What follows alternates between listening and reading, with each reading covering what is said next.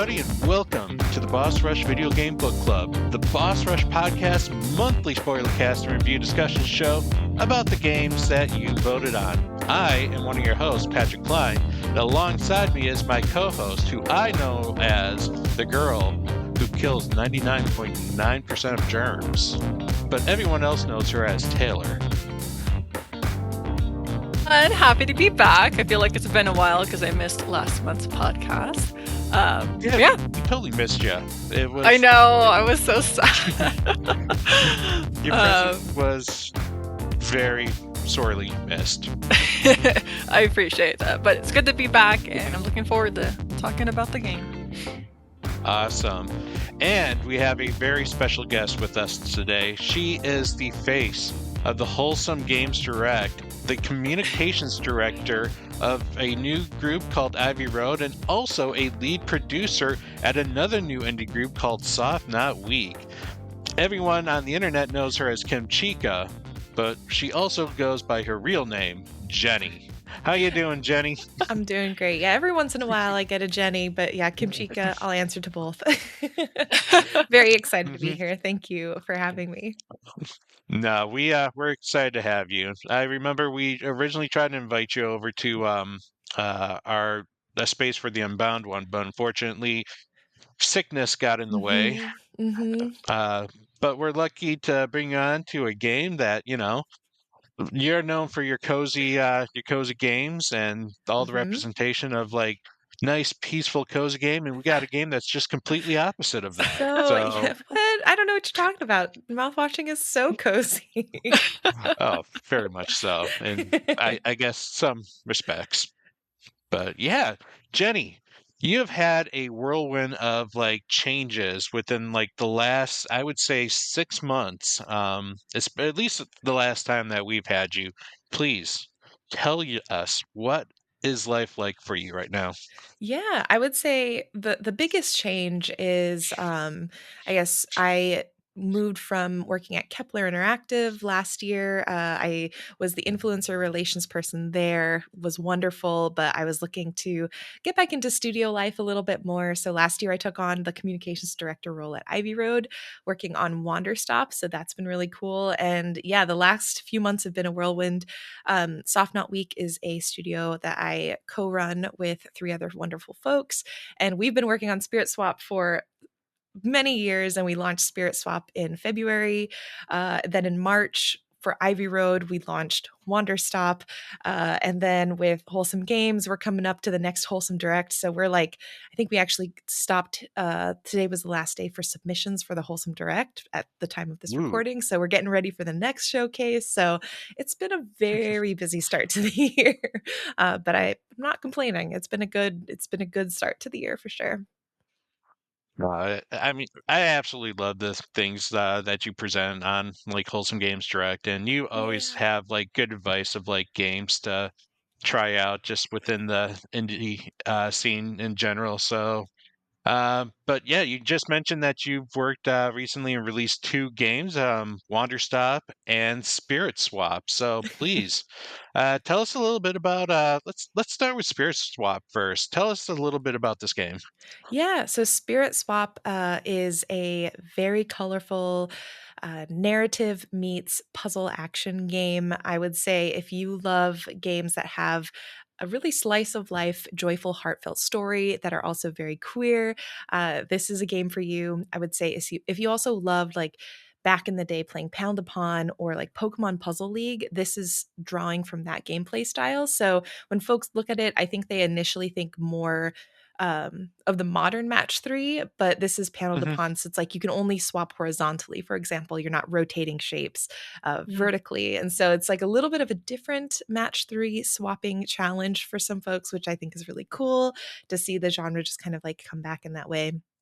And yeah, I don't know. It's been really exciting. The music, I'm very biased. I love our music. So if you want some good music to vibe to and just a good game to like relax and ease a little bit of like the stuff you can see in the news and just escape it and just like have a good time. Like this is a very feel good game and very intentionally so.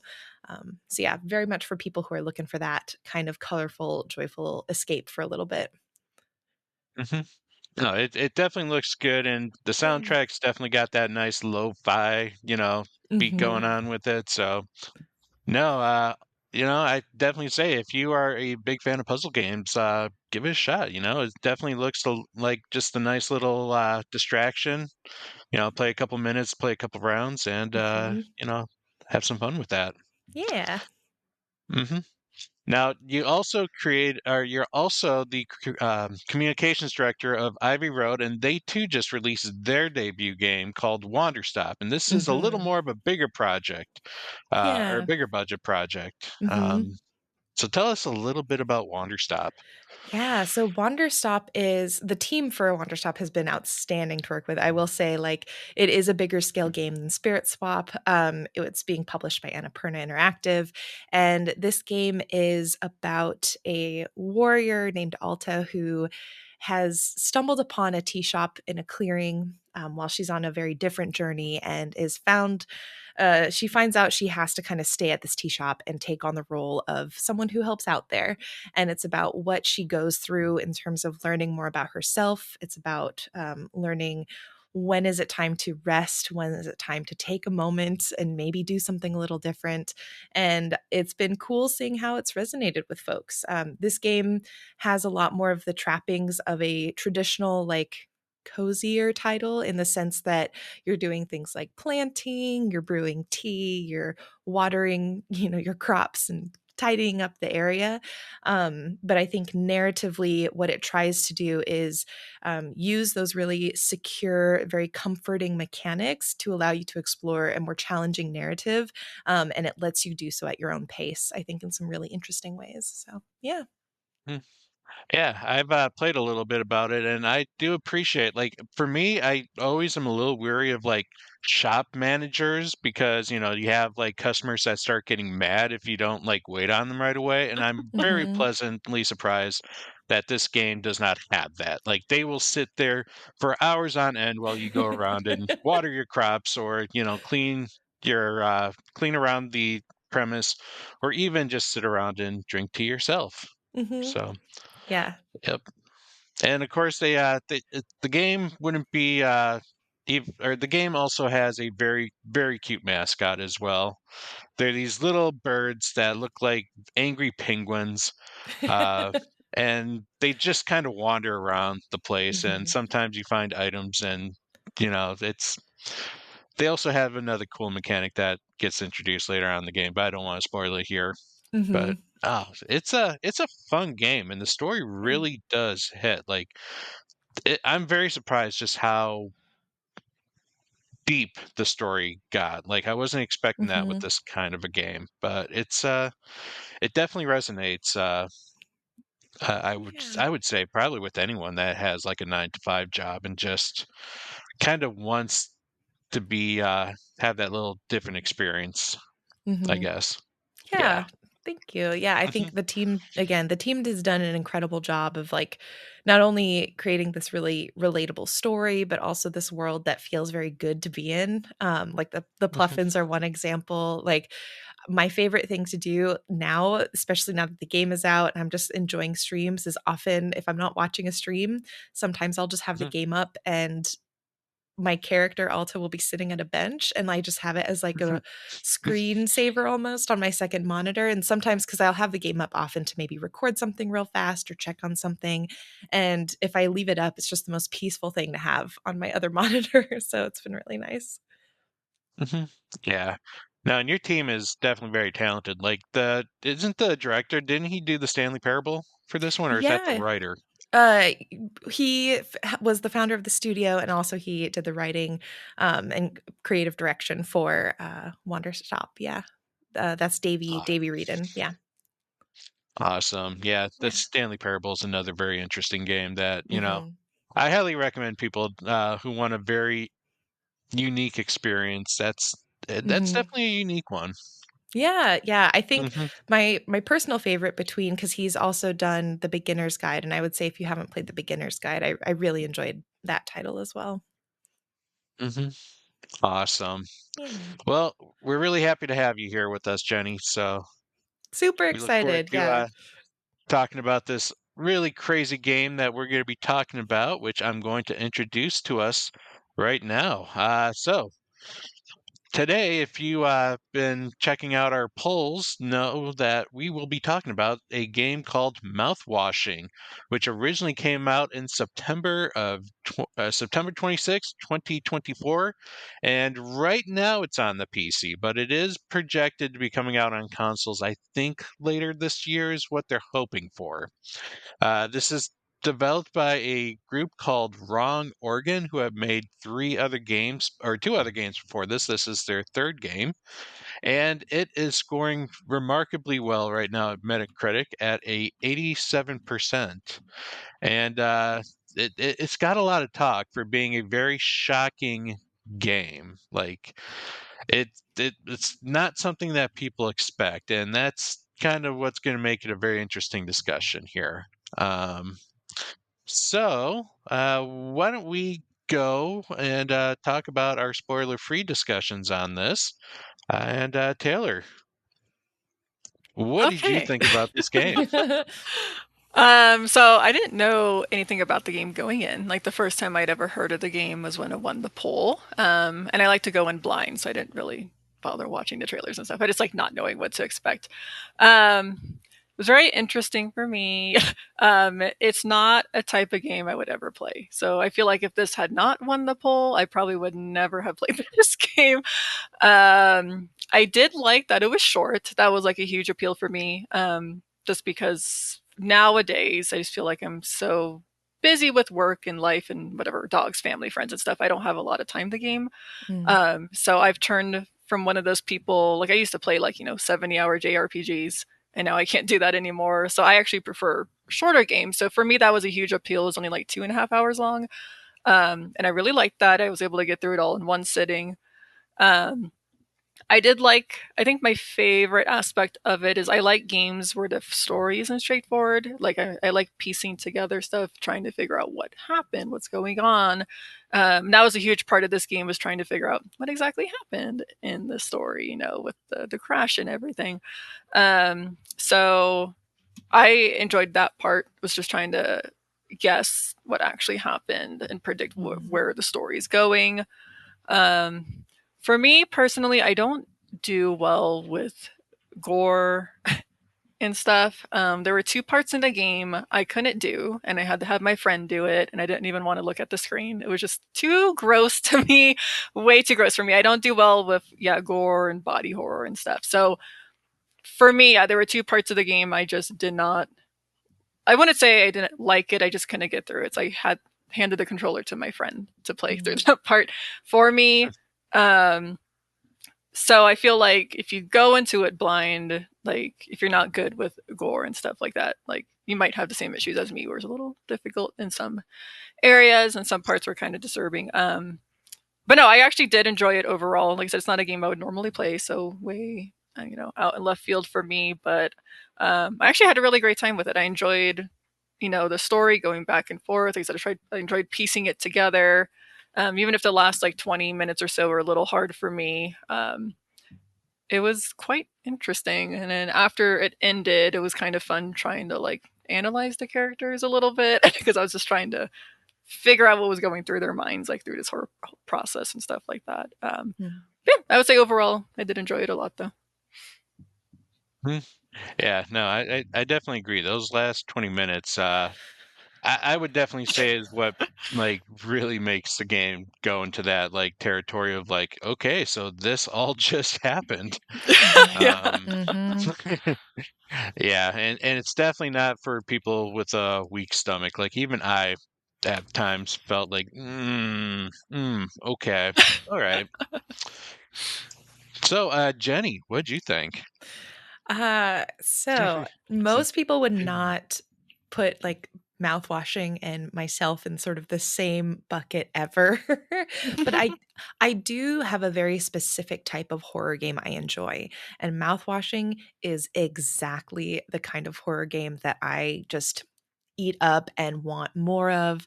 I think if I were to give my impression of it, it is one of the most like powerful, maybe pieces of media, definitely games that explores the horrors of being a woman. To me is just when I left Hmm. that game, I was like, this game has channeled one of the most nightmarish, horrifying scenarios I could think of, like as a woman. And it could happen anywhere, but this, like the horror of it is so um non it is what's the word? Not basic, but the horror of this game is so mundane and so everyday that it makes it even more terrifying. And the way that, like you were saying, the way the game peels back the layers and has you really wondering about your own interpretations of things, your own gut reactions to people and events, and the way it forces you to look at yourself. It just was so powerful. So I think I left this game and I immediately started thinking about like when I was going to start my next playthrough. I finished this game and immediately went and looked up what other people were saying. I wanted to talk Mhm. to everyone about it. It's like that kind of game that will stay with you beyond its 2-hour time span. Like I think I've spent more hours, definitely have spent more hours thinking about this game than I've spent Yeah. playing this game. It's so I for me this is like a very strong recommend, strong impressions, but it is disgusting. Like there are parts where I'm a little bit better with, I don't enjoy gore, but I'm okay, like I can handle it. And there were parts where I had to close my eyes and pause for a moment because the sound design was just Mm, Yes. it was just a little that, bit that brutal at times. that sound design was especially when they turned the camera off and you just heard the sound effects of Mhm. Yeah. various things going on. That's like, ooh, mm. Yeah. Yeah, this is definitely a game that makes your skin crawl. And I like how you kind of put it. It's a very mundane horror. This is literally things that like, you don't really know what a person can do until they're almost put into like this situation. And it's like there are some people who handled it okay, and then there's some people that handled it like way worse than what other people did. And it definitely makes you want to.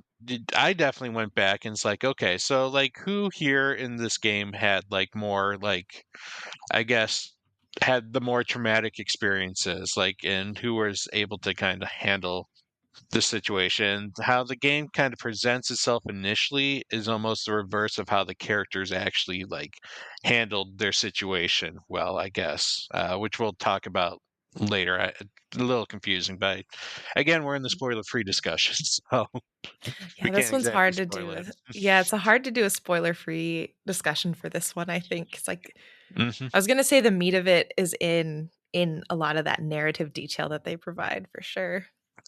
Yep. Uh, for those who are wondering how this game plays, this is basically a first person, I would say, like click adventure. It's all done using a mouse and keyboard, and you just kind of click on things that appeal or like kind of change the cursor, and you just investigate. And there's like little puzzles regarding like finding numbers and putting pieces all together and using items. But the real meat of the game is definitely the story, and its unique kind of art style to the story, which it's interesting. It's got that cell shaded look to it, but it's also like gory, but in a polygonal kind of way, like Yeah, it's very PlayStation PlayStation One style. 1. Like, it Mhm. had me thinking yeah, it had me thinking about, like, the PlayStation 1 horror games, um, and yeah, a lot of the like, I thought a little bit about, like, the Resident Evils, the honestly, Tomb Raider a little bit, not so much Yeah. Final Fantasy, PlayStation, those are, like, too chonky of polygons, but it had that, like, gritty PlayStation vibe for sure. Mhm. Hmm. Yes, it did. All right. Well, I think that can kind of conclude our spoiler-free discussion here. So, if you guys haven't played the game and you want to go into this game blind, which we highly, highly recommend you do, because that is definitely the experience of this game. Check it out and come back and see us. Otherwise, stick around and we will jump into our spoiler discussions here very shortly. All right, guys. Mouthwashing. A game that the name is definitely a very strong metaphor for what the game is. Mhm. It's the game is talked about being a crew of 5 people who survive a crash, and this is kind of like their last, like, them just trying to pull together and hope that someone rescues them within the time frame of how long they have with their resources and air and all that. But it tells the story of these 5 remaining crew members, and each one kind of like handles their situation in very unique ways. But the first chapter kind of starts you off being a captain of a ship, and you're being warned that you're heading into an asteroid field, and your captain is deliberately turning off the autopilot and trying to gear the ship right into asteroids and, crash. And it's like, okay, and the game's having you be the one that's controlling it. So there's no way around it. You have to do the actions, and then you get kind of the feeling that this person definitely is insane, because then you start going through a hallway simulator where the hallways are all like repeating itself, and then there's some like things that pop out, and a creepy little horse mascot that starts like mutating, and Hmm. you hear the sounds of the crash imminent, and it's just pure chaos going on. Yeah, that And gave me then some jump scares actually in the hallway. I know that was the beginning of the Mhm. game, but I don't like going down dark hallways, and I don't like stuff popping out randomly in front of me. So I was already like, "Whoa!" like, Mhm. I don't like this. I was scared to see the horse or something pop in front of me. hmm Yeah. I think what's really interesting too is like you mentioned at the very beginning, as you're in sort of this captain's chair and you're in the cockpit and you're putting yourself on the course towards this asteroid or whatever you're crashing into, it's like you're you feel like you should have the choice, but you don't because the game forces you to like do this thing that's horrible. So I thought that Mhm. that for me was really disconcerting from the jump because I'm sitting there and I'm like, I'm in first person view. I should be the one steering the ship and I don't want to do this, but the game is telling me I am going to crash into this. And hmm the note, I don't know if y'all noticed the note that pops up where it's like, I don't know if you like, I forget if you go off the path or if you continue with this course, like this certain amount of credits are going to be deducted from everyone's pay. And so that instantly also puts you in this really dystopic, like capitalist hellscape Mhm. sense where you're just like, we're about to crash. And the company little clippy message is, but your pay's going to be docked if you make this bad decision. It's like there are bigger issues at play. Mhm. And yeah, when you're wandering down the halls and you don't want to turn around because you know that the thing is probably going to jump out at you, it's the worst feeling. And for me, when playing, I was thinking like, okay, so this is going to be some paranormal. Like it sets it up for it like to be a more Mhm. traditional ghost story or a traditional horror game where you're like a monster, like a Mhm. this horror horse is going to be chasing me, and it sort of leads you down this mental pathway that is not what actually ends up happening, which I thought was really Mhm. interesting. It's true. I hmm feel like the rest of the game, I kept thinking that horse was gonna come back, and it Yeah. just didn't really, aside from the one moment later on, but like the little Mhm. cartoon horse didn't really do anything the rest of the game almost. I was like, oh, okay. Uh-huh. No, but it definitely was creepy. That's for sure. Polly, the horse, comes back in many different forms throughout the game, but usually it's a creepy animatronic statue that speaks up some corporate jargon, and while trying to be like I don't know, like a Chuck E. Cheese, Five Nights at Freddy animatronic Mhm. kind of character. It's meant to be creepy, and it gets even creepier. Um, But then we jump 2 months after the crash. So we find out that the crew has actually survived. The ship had this memory foam or this like foam system to like plug up any holes that like the ship might have encountered when it crashed into the asteroid. And this is where you're kind of introduced to all the different crew members. There are three that you get introduced to in the beginning. You get introduced to Anya, who is the medical officer. You get introduced to Swansea, who is the maintenance. Uh, Technically, he's like the maintenance director of the Mhm. ship. And then you get introduced to his apprentice, Daisuke. Yeah, Daisuke. I think it's I think it's a That's how you Dai. Daisuke. pronounce Yeah. Oh, I thought it was it. Daisuke? Daisuke, like Daisuke, Sasuke. yeah, Daisuke, yeah. Yeah, okay. Daisuke. Daisuke? Okay. I apologize about my Japanese. Daisuke, who is a young, eager to please apprentice of Swansea. And then you find out your name is Jimmy, and you're kind of the de facto captain. Um, and you learn later that the captain also survived, but he was probably the one that was most affected by this crash. And that becomes more evident when you finally meet him in the medical room as if you ever seen any of the promotions of the game, you see a guy that's kind of wrapped up like a mummy with like one giant eyeball, like not wrapped up, and it's kind of like a mix of bandages and burns. And that would be Curly, the original ship captain. And yeah, what'd you guys think of Curly? I didn't like looking at him. He was Yeah. very messed up. I was like, well, first of all, my first question was, how was he alive? Which I Yeah. continued to Very question good throughout the question. whole game, to be honest, because they were just giving him painkillers. And I remember thinking, I was like, how is he not getting infections or having any other issues? Like, I don't Mhm. know how he survived, but yeah, he was pretty scary Yeah. to look at.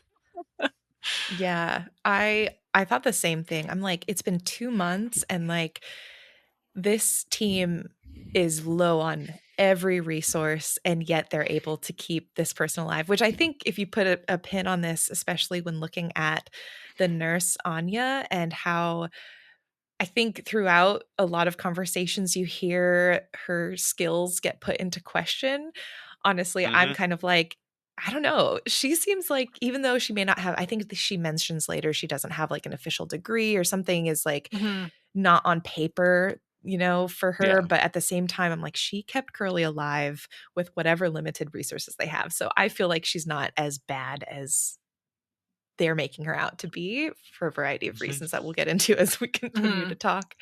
But yeah, I'm also like, I think at this 2 month point, thinking how, like, I think he has like an arm got, like, he doesn't have limbs. And Doesn't look I'm Yeah. like he has wondering, hands or feet. It Or just like yeah. feet. they're Yeah. stumps. And I'm He's like like, I stump. am no expert on spaceship crashes or like what Mhm. happens, but I'm just like, what happened to get him to that point? Because I'm like, I feel like if there is a crash, that seems like a lot. But, I guess space is dangerous. So I don't know. Maybe Hmm. I just don't Yeah. know what the I damage guess that space can do. I don't know, because the same thing. I thought maybe he got on fire. Like I thought maybe he had burns Yeah, all over yeah. himself, which is why he was Hmm. wrapped up. But I don't know if there ever was a fire on the spaceship because I feel like there was foam everywhere. So I'm just like, Mhm. Yeah. I don't really know I either. feel But like there would have had to have been a fire at some point there. Just Mhm. Yeah. just because, yeah, like you said, those look like burns, Mhm. Mhm. for the most part. And it's still weird, like thinking, how is he alive? Because the point of why you're in there is Anya struggles on giving Curly his pain pills, his painkillers. Mhm. So you're constantly the one who has to force Curly to take the pills by literally opening up his mouth and shoving the pills down his throat. And that is done through a cutscene that literally cuts the camera and then just does sounds like Mhm. gurgling, like wet slapping sounds that Mhm. just, yeah. So then it also makes me question, how does Curly eat if he can't even take pills? Yeah, same thing. I'm like, they have to be giving him food and water or something, but I don't know. They somehow kept him alive. So Yeah. But you know what? Maybe that's actually like one of the who knows? Like as we go through the story, we find more interesting things that aren't really as they appear to be. So like maybe in theory, Curly may be already dead, and maybe that's just like everyone. Nah, because everyone was seeing Curly. Well, I Anya. don't think he was dead at this point. I think he was still Yeah, alive.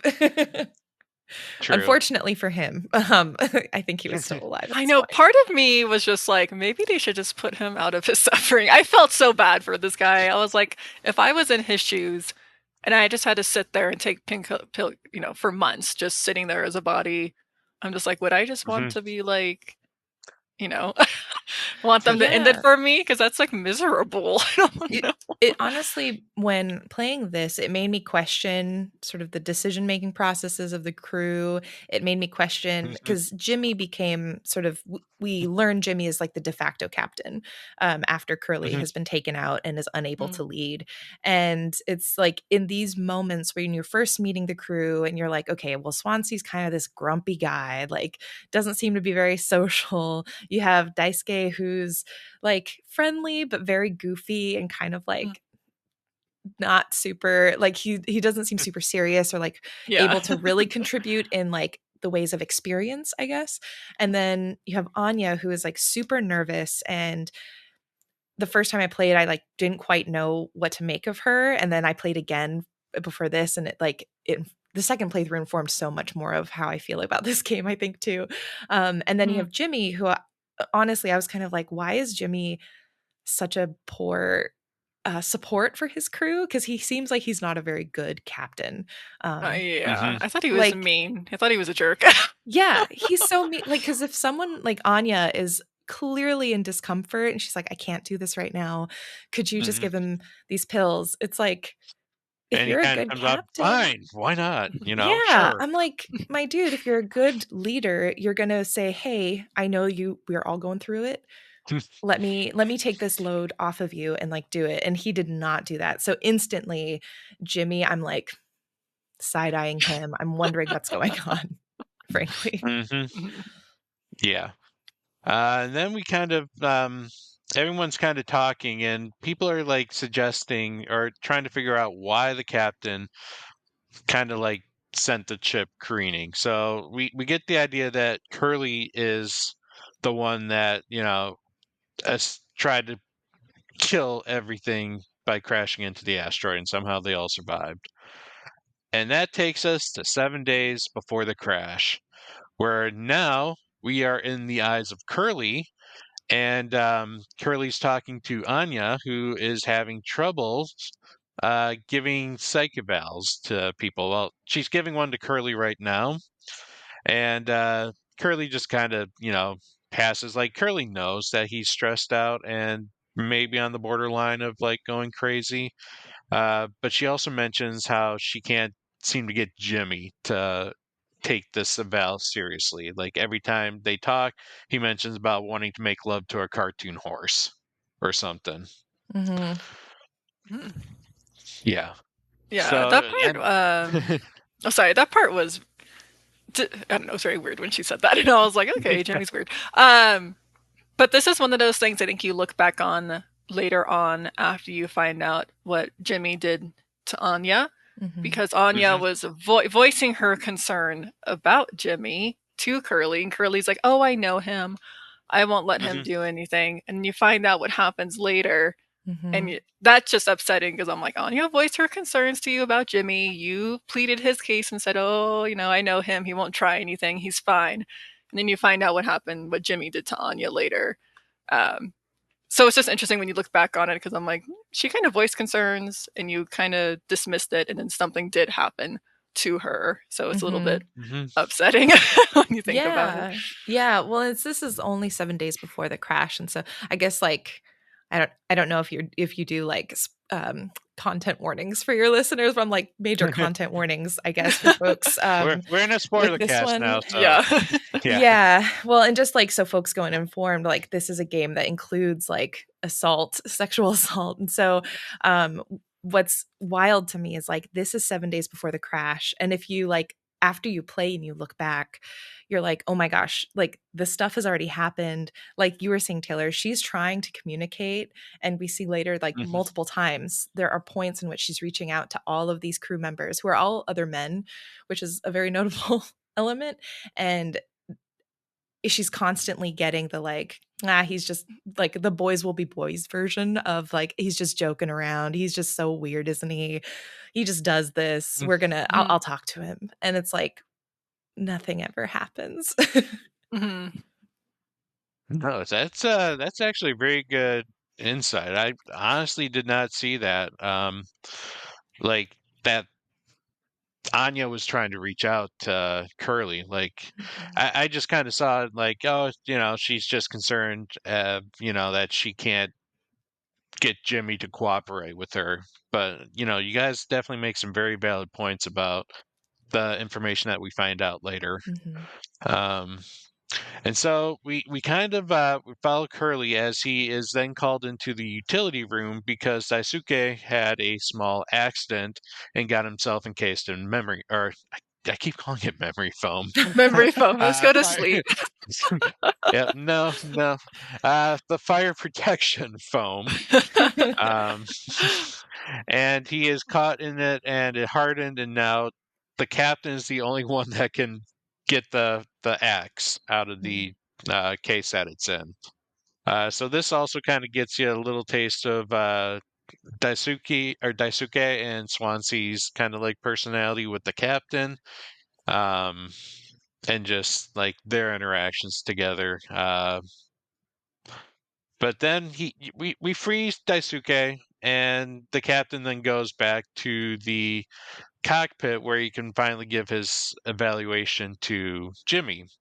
But all of a sudden, the hallway gets a little weird, and then you fall onto like this red planet that looks like, I don't know, it's kind of like blood, but uh, maybe that's just how the graphics looked. And then like you see just ship parts kind of all over, as you're walking through the planet in this like daze, and it kind of brings up the idea that Curly is not right in the head. Yeah, there's Um, definitely, I think what I love about this game just as a whole is it blends, it feels really like surreal at certain points when you're like in, mhm, especially in the heads of these specific characters. And I think the first time I played through this, which was like when the game launched, I had this moment and I think I didn't quite understand what was happening. I was just like, is this just like a weird horror moment? Is this like what's going on? I felt like it was mhm, because at the end of the sequence, there's like a giant, almost like a supernova that explodes. And I'm like, oh, mhm, is this foreshadowing perhaps like Mm-hmm. basically what happens to him, where he just gets exploded in this crash and like burns. Um, but in that conversation that he has with Jimmy, I think part of what was interesting in the second playthrough that I did for this podcast was he talks a lot about how he really doesn't like his job anymore. He's a captain. He's like, I kind of hit the top mhm, of my career. Like, I feel like I'm kind of going nowhere. I'm stuck here. So maybe I just like jump to a new career path. And I felt like that sequence kind of felt like the surreal exploration of that feeling of him feeling trapped by this job, but then like wondering what possibility, because he like goes out and the world is mhm, sort of bloody when you look on the ground, but then when you look up there's mhm, these beautiful stars, and like Mm-hmm. that always feels very hopeful to me when you look up and you see these like Mm-hmm. gorgeous stars. And um I don't know, I think it does ultimately just show kind of his like the foreshadows his end, because he wants to switch, he wants to see these possibilities, and then he just kind of meets a really horrible fate. But it made more mhm, sense to me this second playthrough, because the first time I played I was just like, we're walking down a hallway for a real long time. Mm-hmm. Am I going the right mhm, way? Like there was one point where I was like, do I walk back? And so yeah, it made more sense to me, I think, the second time I played. Yeah, I can def see that because same on my Mhm. playthrough. I felt the same as your Mm, first playthrough. I didn't really. yeah. I just like, oh, this is interesting. Like the visions I'm seeing. Yeah, I thought, yeah, it was interesting. But now that you've explained it, I feel like it was foreshadowing. Mm, Kind of like what you said with the stars, like possibilities, and then you said I do think that's correct. So I agree with what yeah. you said. Hmm. Yeah, no, it's a good analysis, and just kind of the conversation with Jimmy, like even like when the captain was like evaluating Jimmy, the captain was basically writing his own answers down just to Mhm, kind of get the thing aside without actually taking the evaluation seriously. So like we get the impression then that Curly is kind of like he just wants people to get along. He just wants, to keep the status quo. He isn't putting much of an effort of being a captain. mhm, And I think that's why we get the next thing that the screen kind of flashes this whole take responsibility. And it's a theme that pops up multiple times in the game is Hmm. take responsibility. And this, we kind of go into another like surreal moment where you're in a warehouse. It's kind of going back to the 2 months before the crash when after you feed Curly his pills, you're supposed to try and get into the cargo room. And Hmm. so this is kind of like, oh, you're in the cargo room now, but inside the cargo room is just a TV that's turned on and a very scary looking face if you look in the right direction. mhm. Yep. Oh, I don't think I saw the face. It's horrible. there's a very giant curly eyeball that's like looking at you kind of in the cracks of one of the cracks between shelves, Oh, Mhm, and wow. then like once you finally like catch it, it disappears. So it's another one of Wow. those like little creepy moments. Hmm. But you look at this TV and it's kind of fun because you can like flip through the channels, Hmm. and some of them are commercials and other of them are just like little old-fashioned 30s cartoons. Um, and then finally, if you flip it enough times, it lands on a commercial for mouthwash. Dragonfire mouthwash kills 99.9% of germs. And it's like, okay, now we got the reason why the game's called Mouthwashing is Hmm. it's got mouthwash in it. Cool. mhm. And that brings us to the next chapter, which takes place 2 months after the crash. And that is when everyone sees what cargo they're carrying on their crashed freighter. And it's literally boxes upon boxes of mouthwash. Oh my gosh, the And everyone's like, devastation. Hmm. They were so upset. Swansea, I think, was mad. oh, yeah. It's like, Rightfully so. I know they were told like don't go into the cargo hold. Like what was so important that they risked their lives for, and it was literally thousands of bottles of mouthwash. And Yeah.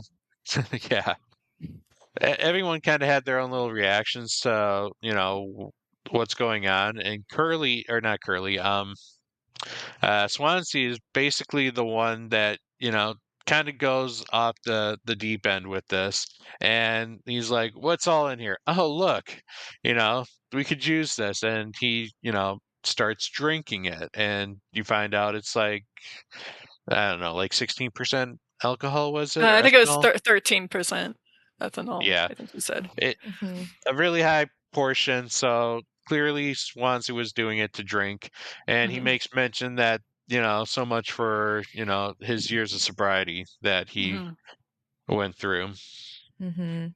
So Yeah, it's yeah. wild to think because it's like I forget where, but in some of the somewhere in this sort of lore of Pony Express and what this freighter even is and what they're doing, it's like I think they mentioned that like and this ship is pretty decrepit. Like I think even in the Mhm. flashbacks before the crash, you're like, this is kind of an old janky ship. And at first I was thinking, oh, well, maybe this is sort of a retro future. And I think there is an element of that. But also, they mention how their company is like the last one that does these freight long distance trips. And so it's like Mhm. this company is on its last legs already. They're already penny pinching.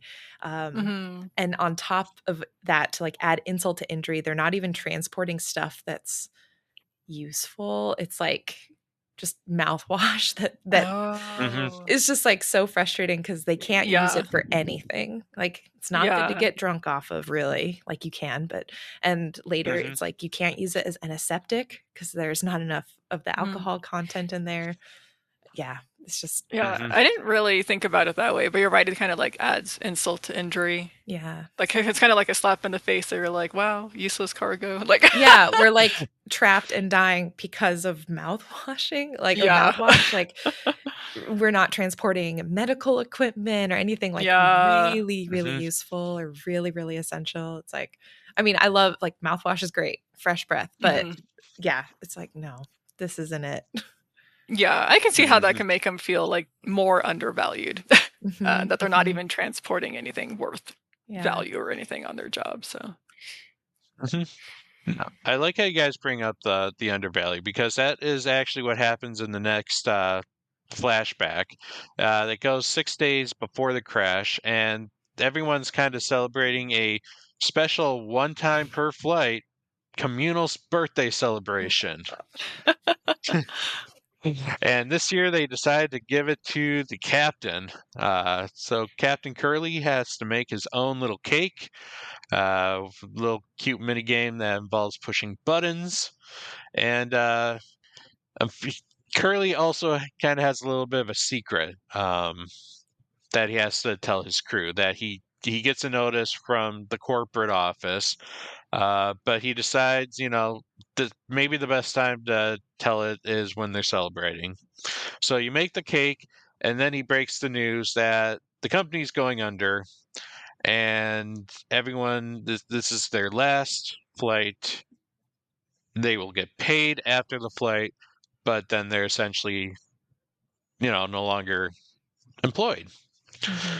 And this is kind of where you find out about all the different crew members and how, like, each one of them, like, either got that job because of like some like miraculous like string pulling, but no one's like really qualified for what they're actually assigned to do. Hmm. Anya, I think they mentioned that she, was going to school for nursing, but then she got pulled into this and, never finished. Jimmy definitely did not have really any good employment track record. Swansea, I kind of forget what his is. I think his was more of like bridges being burned from his other jobs, or I don't. We find more Yeah. about Swansea's past later, but I can't remember what his circumstance was. And Mhm. Daisuke essentially was some rich boy that, he's kind of an intern, Mhm. and just kind of pushed into that job. So no one really takes the news very well, and Jimmy especially is the one that does not take the news very well at all. He's like, "Oh, well, you're captain. You can find something good, afterwards. What about the rest of us, You're supposed to look after us, and here we are. You know, we're not going to have jobs after this." And Mhm. Curly's like, "Don't worry, I'll take care of it, we'll get through this." But a lot of I guess morale like was lost with that news. Yeah. Um Uh, I did feel a little bit bad for Curly because they like he said I think corporate or whatever told him not to tell them till yeah. after they arrived. So I felt like he was doing the nice thing by telling them in advance, and then they got so mad at him, and I was like, "Whoa! At least he told you guys. Like he could have waited till the end and just, surprise like at the end." But I did feel bad for him because I'm like, he had to break the news at some point, and they were like taking it out on him, and I'm like, "Well." Hmm. Yeah, Mhm. I think it's so interesting because I felt similarly where I was like, man, it stinks because like you know, if I'm in a leadership position, I would want to communicate and be like as transparent as possible with the folks that I'm working with. And like Mhm. I know from an employee position, I would generally would want that transparency. But I think it just shows another example of how Curly like does not understand the dynamics of his own team in sort of the ways to potentially introduce an idea like this that would hit or Mhm. resonate at least more positively with them. Because yeah, I think so I was of both minds, where I could Mhm. feel for Curly and I could sort of sympathize and maybe even a little bit empathize with like the fact of having this bad news and maybe Mhm. not even wanting to like shoulder that alone. Uh, and I Mhm. wonder if a part of him was like, I don't want to have this weighing on me by myself. Maybe I share it and it'll like lighten the load somehow. Mhm. In a way, not necessarily taking responsibility for this like burden Mhm. that as a leader he should be a bit more careful with. But at the Mhm. same time, yeah, I also feel like yeah, I feel very conflicted about Curly for a lot of reasons, but in this instance, Yeah. I felt Mhm. a little bad for Yeah, him. because it's true. He should have known also that it would have killed Mhm. morale. Like, Yeah, and like like if if you get one yeah. birthday every Mhm. how many years are they on this trip? Like multiple Mhm. years they've been on it. Like Mhm. if you get one birthday a year, like are you really going to use the one celebration moment to also be like PS I know. I bad thought news? Like about that too. I was like, you just ruined the whole birthday party. so I feel like Mhm. there could have been a stronger delivery or at least more thought through delivery, especially Mhm. knowing how volatile Jimmy seems to be. And he already knows Mhm. Jimmy has like a history of not doing great in work situations. Mhm. So Mhm. yeah. Yeah. Well, you go back to another of these take responsibility moments in the game where we kind of get the bandage post crash Curly. He's sitting in front of the table with the cake and he's having a conversation with Jimmy. And I think this is kind of where they're arguing, where Jimmy's kind of arguing like you could have done better with this. And the Curly is like, well, let's have some cake. And so you have to go and you have to find something to cut the cake with, and you find a axe or you find the axe in the cockpit, and you come back, and the cake's no longer on the table, but Curly is. And you kind of have an idea. What am I supposed to do with this axe? Body on the table. Ugh. Mhm. Yeah, this was one of the moments I couldn't watch. Mhm. It was Mhm, like too mhm. gross for me. I was like, I don't want to watch. I gave it to my friend. I'm like, you do what needs to be done. Mhm. Well, luckily we didn't have to see too much because we then we jump back into uh, another kind of flash, sorry, fast forward to 4 months after, where now everyone's kind of getting drunk off of the mouthwash. Daisuke is getting drunk off of it. Swansea's dancing around with the axe, and Anya, of course, is like, I, I don't think she was really into drinking it though yet. She was kind of the No. only one that was not getting drunk, but she was definitely not doing well. They were Mhm. starting to run out of their medication supplies, so she needed Jimmy to go and look for, or at least figure out a way to get to a supply cache near the cockpit, which was kind of covered in foam. But unfortunately, the foam's also keeping the ship intact, so Mhm. Mhm. there's a little bit of a dilemma there. Yeah. Is this the part where Anya is like looking at the mouthwash and she's like, I wish I could drink it, but it wouldn't fix anything? I think is that the scene where she says I that? would, yeah, this would be kind of where that was Yeah. happening because Um this oh, go ahead. this is like one of the last times you physically get to see Anya, Yeah. in the post. Mhm. So what's interesting, because again, the first time I played this, I didn't quite notice this detail. But we know that she has been assaulted by Mhm. Jimmy. Mhm. Hmm. And in her talking about how she's like not drinking this, I realized a little bit after, I was like, oh my gosh, not only was she assaulted, but I think she's pregnant. And I think part of that is like, she's like, I don't know if I drink this, like, it's not going to fix anything. Like, it's not going to do anything. And she's like sort of debating that element of sort of what to do post assault. So that's something I didn't quite put together my first playthrough, but the second one, it was much more apparent to me. Yeah, that I was hoping we'd have a discussion on that because I got a little bit confused because I think she brought up that she was pregnant before the crash. Yes, because I think she told the timeline. Yeah, because I know she told Curly about it. But I think we see that scene after this. Yes, we see that scene later. Yeah, but I was a little confused because I don't know, because I think we still see her 4 months, 5 months, 6 months after the crash, even if she did, what happens to her. And she didn't look pregnant at all. Like, so I was under the impression, because I feel like by 5 or 6 months, you should at least have maybe something showing. And I know she got pregnant before the crash. So by that point, she should be a decent amount along.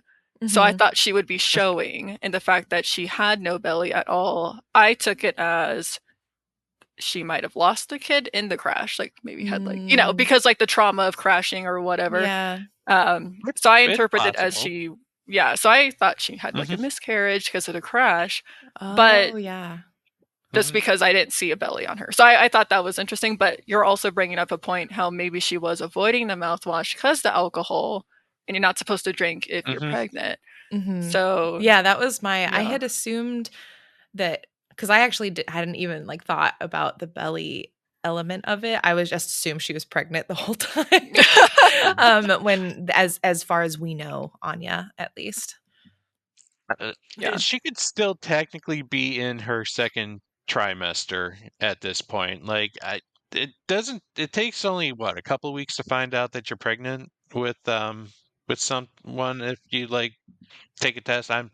I'm guessing here because I am of male biology, so I've never taken a pregnancy test or know how they work.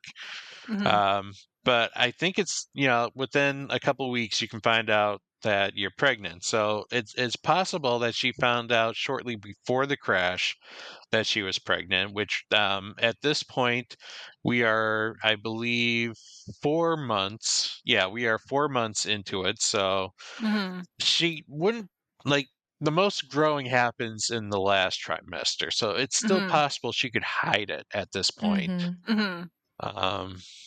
But yeah, it does pose a good question, whether or not she was still pregnant at the time.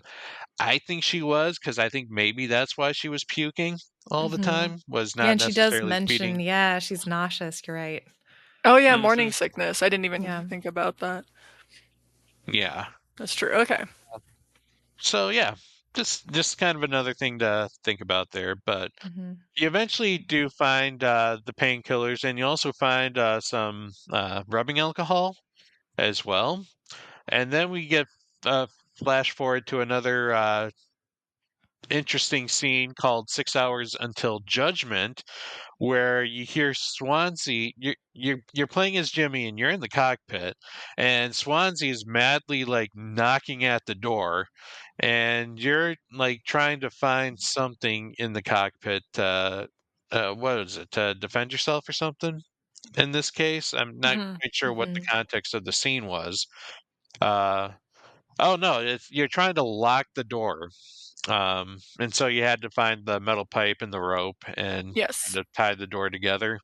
And once you do that, you see Swansea kind of break through the window and kind of do that shining moment where, Jack Nicholson pops up and is like, "Here's Johnny."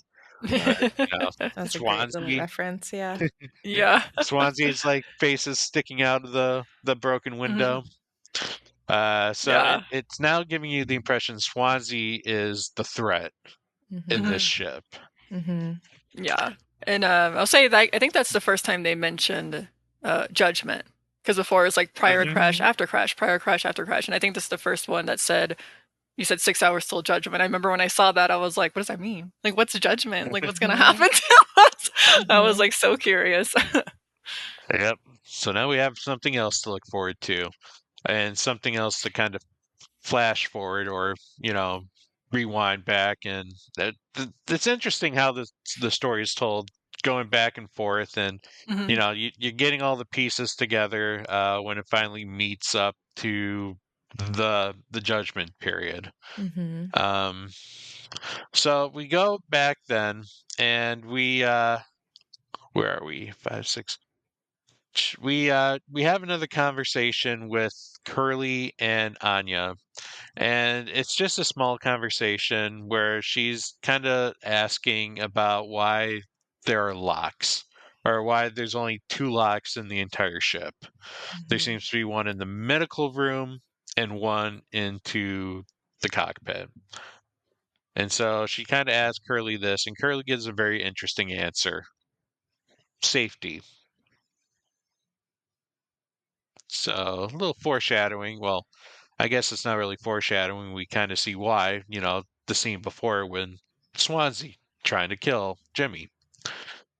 I Mhm. think what's Um, also really notable about that, though, is like knowing again, this is one of those moments where Anya's reaching out. And this was mhm. honestly for me just like a really heartbreaking conversation because this is Oh. what I assume to That's be right. This is post. the nighttime. This is the nighttime scene where she's looking at the stars on the screen, and she's like, "I know it's No, fake, and I pay attention to the dead pixel." no, not that. That also is very heartbreaking. Hmm. Mhm. Yeah. But this locks and safety conversation, because like we already know that Pony Express is like pinching pennies everywhere they can. It's pretty apparent. And it's like this is another cost saving measure, is like what did they consider important enough to add locks on the door, which is like again pennies, I would assume. It's like they Hmm. thought the cockpit was important, add a lock there. Medical stuff, important, add a lock there. Um, Individuals' living quarters, where presumably the assault Hmm. happened, Mhm. not worth putting on a lock, where people can have their personal safety is not an issue for this company. And so for Yeah. me, this was one of those moments where I'm like, man, I like my heart breaks for Anya, because like she is in this worst possible case scenario where this like violation of her has already happened, and she doesn't Mhm. even have a place to be safe necessarily, because unless she sleeps in the medical room, which I think they allude to the fact that she does later, or she spends more Hmm. time there because there Mhm. is a lock there.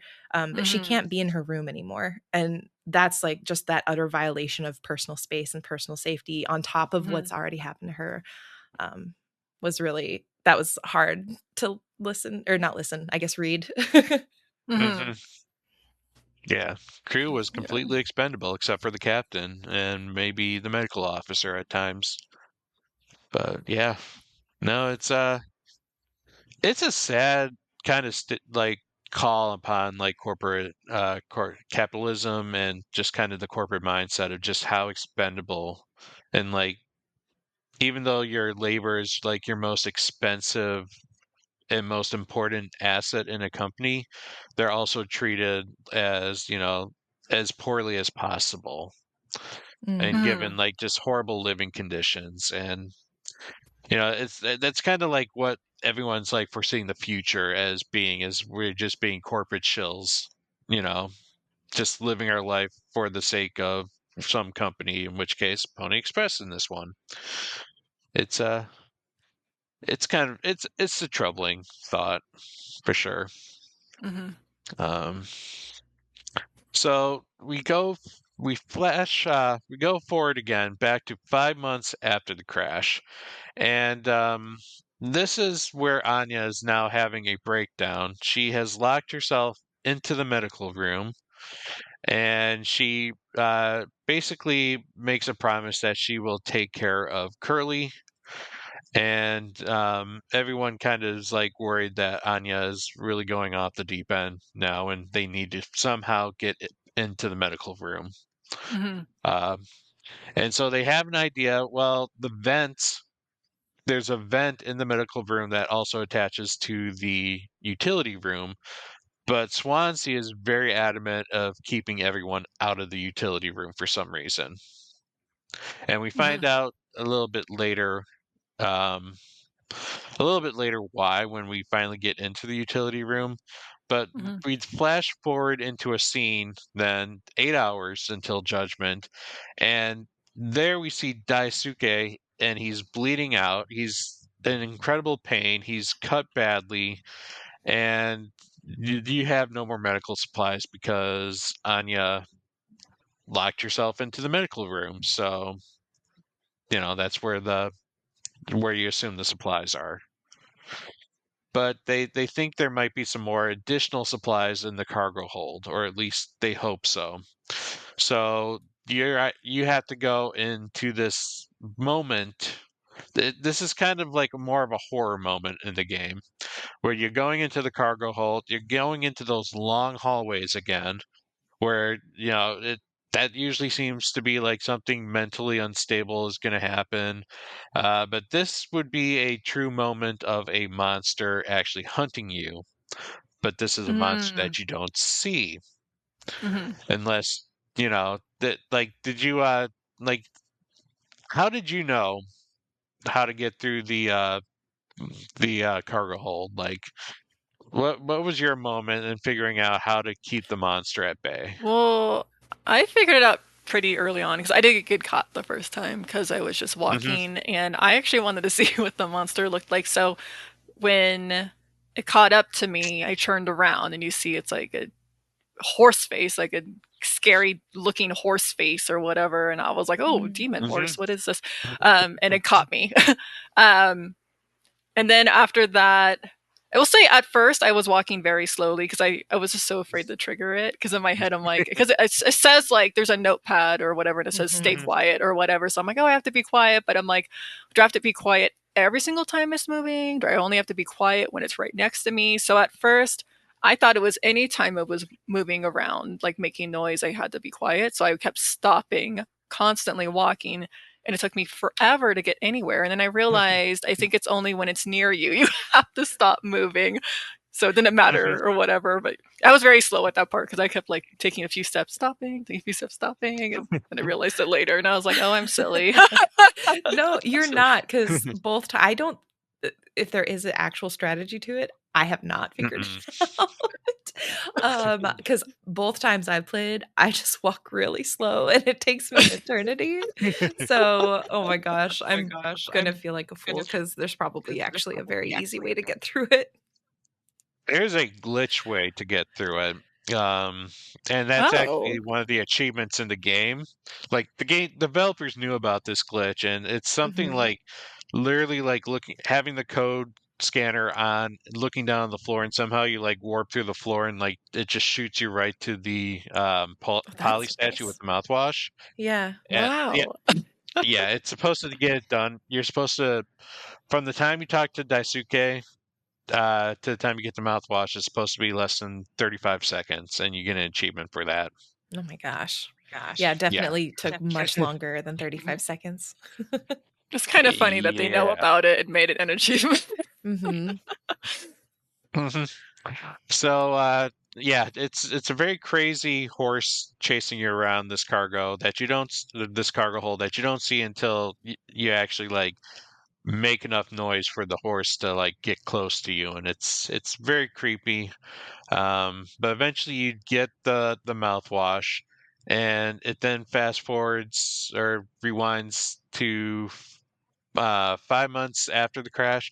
It's interesting that they're calling it 5 months after the crash now and 8 hours to judgment, because this is actually kind of where those points intersect.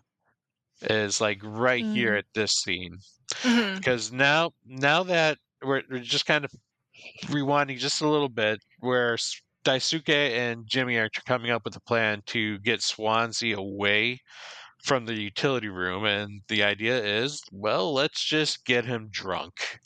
hmm Um, so you come up with a mocktail using that ingredient thing again, and using the rubbing alcohol, which is why you didn't have it to save Daisuke at the time, hmm and some more mouthwash, and you come up with this super powerful drink that eventually knocks Swansea out for a little bit and gives you time to get into the utility room. And that's where you have a revelation that the utility room was not as badly damaged as Swansea was making it out to be. Swansea made it to sound like, oh, this place is super dangerous. It can fall apart at any time. And you find out it's probably the one room that hardly got touched. Mhm. And that there are cryopods in this utility room that at least one of them is still functioning. Mhm. So you come to this conclusion that Swansea is actually hiding that fact so that he could liken his chance to survival over the Mhm. rest of the crew. But you're still trying to get into the medical room. So Daisuke has his concerns. He's like, Swansea said that the vent was dangerous, and I really should not be going into this vent. And Jimmy's like, don't be an idiot. You have to go into this vent. Otherwise, we won't be able to find out what's happening to Anya. Mhm. And so Daisuke doesn't really say no to it. He crawls into the vent. We hear a scream, and we also hear that Anya, what did you do? And that switches over to a rewind again, one day before the crash, and this is the scene where she is having a kind of that like pull Curly into the very really serious discussion. She lets Curly know that she was assaulted by Jimmy and that she is pregnant because of this, and that she was looking or she had the gun that Curly was looking for some reason at this point. But she wasn't going to tell anyone where the gun was. Mhm. Yeah. And again, this is Hmm. like one of the things that is just reinforced throughout is how little is done for Anya after like multiple outreach attempts. And so when we're Mhm. talking about like poor leadership, like this is a prime example of Curly just like failing as a Yeah. captain. Hmm. Like he is not taking care of his crew, and she has taken it upon her own hands, knowing that Jimmy is a dangerous person, knowing he is friendly with Curly and may have access to weapons. Like she's doing everything she can to figure out ways to protect herself when like the Mhm. system of Pony Express has not been set up to allow her to protect herself. The people she's been trying to reach out to, nothing is being done to help her protect herself. And so it's like she's doing what she can with whatever assets and resources she can. And so like even Mhm. when like you look at how early on in the game she's talking to Jimmy and she's like I think one of the really interesting things is and feedback that I've heard for people talking about Anya is they're like, oh, but she like talks to Jimmy and she's like trying to hype him up and build his confidence with things. I'm Hmm. like, yeah, because she like that's what happens if you're trapped and you have nowhere to She's go. scared to death of She's Jimmy, and she's. Mhm. scared and she doesn't want him to like there of Hmm. course she's going to try to like buff him up and like make him feel important and like he's a good leader and these ideas are his because she Mhm. doesn't want him to do anything again. And so it's like Mhm. again we're just seeing I love how this game, I mean love is a weird word because it's like I don't enjoy it, um but it really hits when this game peels back these layers and shows again and again all of these instances where you're like, Mhm. poor Anya. Like this is just Mhm. the Hmm. worst for Yeah. her. Hmm. Yeah, it's she and Curly are definitely some of the more tragic characters. Actually, a lot of these have tragedies, but they're Yeah. definitely up there on the I would say highs. I was really upset when Daisuke died, actually. Daisuke was my favorite character because I just Mhm. felt like he was Hmm. innocent and always like happy, happy. Um, Mhm. but I got upset over his death because I didn't like that Daisuke was like, oh, Swansea said it's dangerous. We shouldn't go up here. And Jimmy, who's the Hmm. captain, was just Mhm. like, nah, you're going to go up there. And I'm like, Mhm. dude, come on. Like, and that's how he ends up dying. So Yeah. that's Hmm. like, man.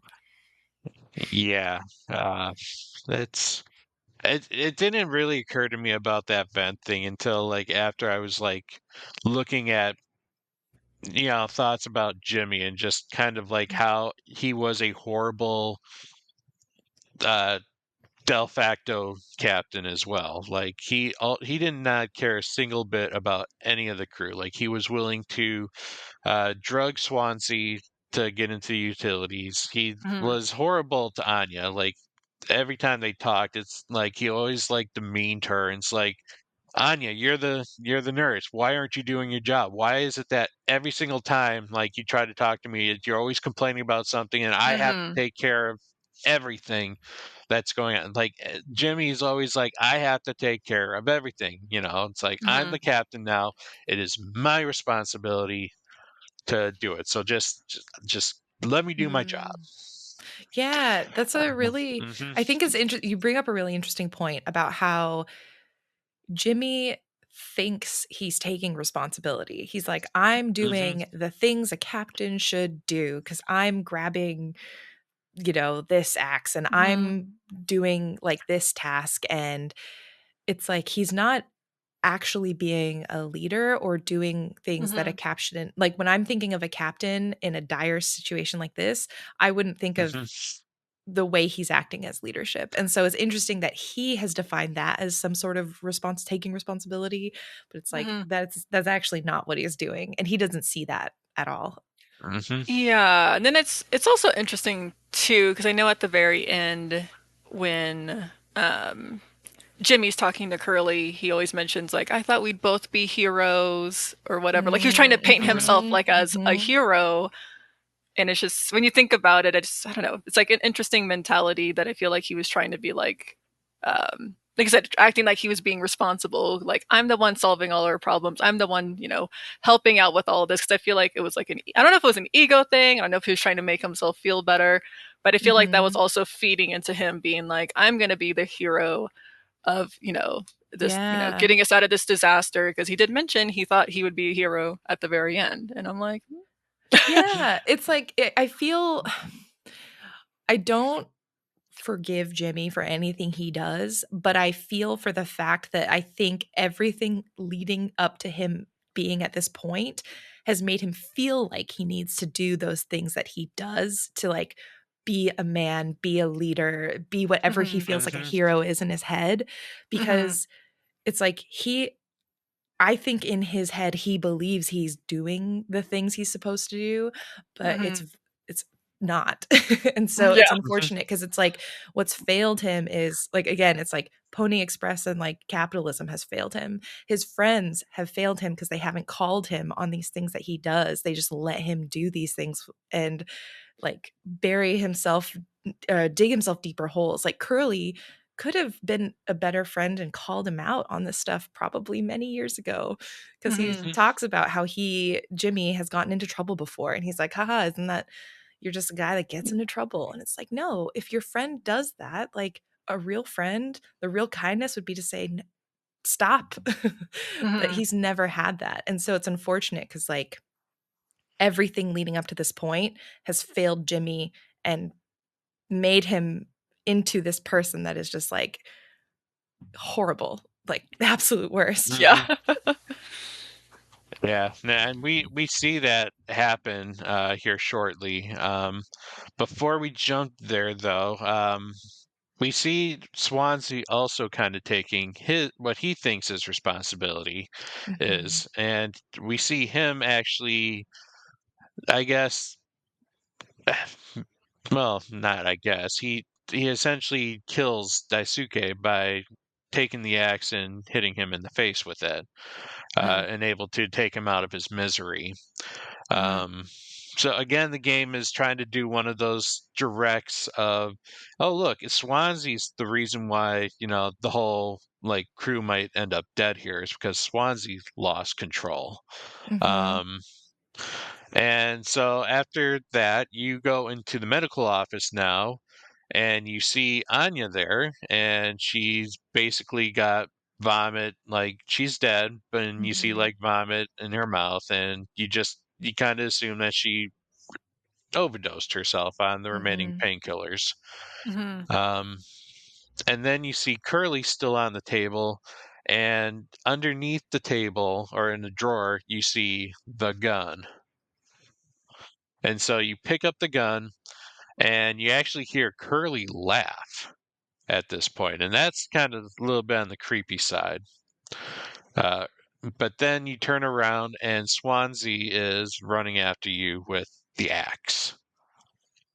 And now we go into the scene 0 days before the crash, and this is Curly after he talked to Anya and is like, okay, I need to talk to Jimmy. And so he confronts Jimmy outside in the hallway. And this is the one time you actually get to see Curly's face Mhm. at this point. And Curly flubs it all. Like he's trying to tell Jimmy to, he needs to chill out, that everything is going to be fine. They're going to work it out, in the end here. And Jimmy's like, no, everything's not fine. You're a horrible captain. I'm going to take responsibility here and, do what should be done. And it just kind of like Curly's just sitting down on the floor then, and Jimmy walks into the cockpit. And now we kind of understand just who is actually crashing the ship through Mhm. little like subliminal images that pop up about taking responsibility, and it will kill 99.9%. Mm-hmm. So Jimmy's idea of making sure everything's fine and is to actually just kill everyone. Mhm. Mm-hmm. Which is like, oh my God. Like, that is the most extreme reaction. Like, if you think Hmm. Mhm. that is going to fix things, like that is there are issues there. Hmm. Um, I Yeah, he think thinks he's giving everyone an advantage because no one else has anything to turn to after the job. So it's like, what is the point of, Yeah, that's what I was you thinking know? of. I think Curly telling them all they're going to be unemployed afterward anyway also probably, caused them to not really Mhm. care as much. Like, oh, we have nothing after this anyway. Um, but yeah, it's interesting though because, like I said, it's such an extreme reaction, and it just makes you wonder what was going through his mind or what happened to him in life up to that point that he's Mm. just like, I'm just gonna kill myself and everyone with me. Like, it's just interesting. That's where his Hmm. mind went. Yeah, it is genuinely sort of unfathomable um to me. I think what's really wild though is we we have a moment, I think you brought it up, and I think we may have not been able to talk about it as much, where it was the pixel conversation. Did that already happen with Anya and the Yeah. stars? Oh. Hmm. Mhm. Yeah. Um I think it's one of those instances again where when Jimmy walked away, Curly had, like, again, the opportunity to genuinely take responsibility and be like, no, you need to stop. You need to go sit on your bed and like breathe, do some exercises, and just like Hmm. get your mind in order and like calm down. Um, but it's another one of the instances where Curly does not do anything. And I think you brought up the dead pixel conversation, and it's such an important one. I don't know if you wanted to talk through that, No, or go ahead and it's go it's a ahead. Tell us it's a about it. really beautiful scene in terms of like the game, because everything in the game is like red and just Hmm. very bloody. Even when it's not bloody, it just feels dirty and bloody. Mhm. And there's a moment where Anya is sitting, I believe, with Curly before the Hmm. crash, looking up at the window. It's like not even a real window, it's a simulation of a Mhm. window, and it's simulating the night sky and the stars. And she mentions that there is a pixel in the upper corner that is one pixel that's dead. And she's like, I know it's there, always in the back of my mind. And Curly is kind of like, yeah, but you look at the whole picture and it still looks great. Hmm. Isn't it beautiful? And this is that moment where you realize, like, Jimmy is the dead pixel. Jimmy is the Mhm. thing that's like in the back of Vanya's mind always, and Curly is Mhm. just willing to look past to see this bigger picture. And in his Hmm. head, it's beneficial, because leaders will see the big picture. They're big picture thinkers. Mhm. But he doesn't understand like the power that this one thing can have uh, in the long term. Yeah. Yeah. Yeah, that's a good way to look at it because it's true. He could be thinking, like look at all the other beautiful, positive things, going on in life that you can Mhm. focus on or whatever. But yeah, I think it's clear he doesn't understand the weight that what happened with Jimmy's like playing on her or taking its toll on her. Yeah. Hmm. Um, No. so yeah, it's just it's unfortunate because like Jimmy's another character that I sympathize for, and he is a tragic character, but I am so frustrated by because he is like I think we all know, or not Jimmy, Curly, sorry. I don't know if I said Jimmy, but Curly is one that I Yeah. sympathize with and Hmm. for, but he frustrates me because he is the person who is like, but it's the thought that counts. I'm like, Hmm. but Hmm. sometimes the thought doesn't count and you have to do something. And for Hmm. me, that's what Curly represents. Yeah, he's a Hmm. boss that wants to be everyone's friend, Yeah. and he's willing to not do his job and able to keep the peace. Yeah.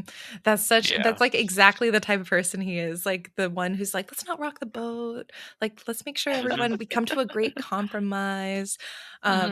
And I think at around this time is when um Anya also mentions like, hey, your worst decisions don't make you a monster.